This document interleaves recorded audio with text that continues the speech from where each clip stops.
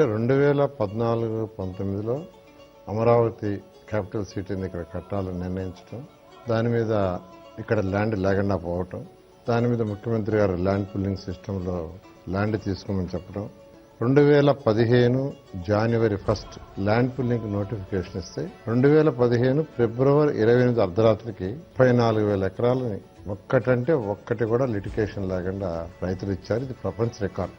తక్కువ సమయంలో 58 రోజుల్లో 34,000 ఎకరాలు ఒక్క లిటికేషన్ లేకుండా ఉంటుంది.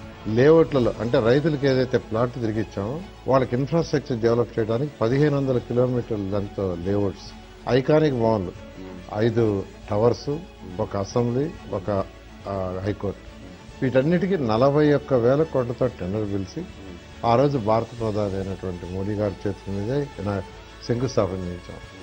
ఎన్డీఏ కూటమి యాక్చువల్గా ప్రభుత్వం రాగానే ఫస్ట్ రాజధాని టేకప్ చేస్తామంటూ ముఖ్యమంత్రి గారు వెంటనే రాజధానిని స్టార్ట్ చేయమన్నారు.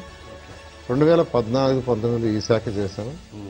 మళ్ళా 2024-29లో కూడా ఇదే శాఖను ముఖ్యమంత్రి గారు నా మీద ఉన్న నమ్మకం తేవటం జరిగింది. నిజంగా నా అదృష్టంగా భావిస్తున్నాను.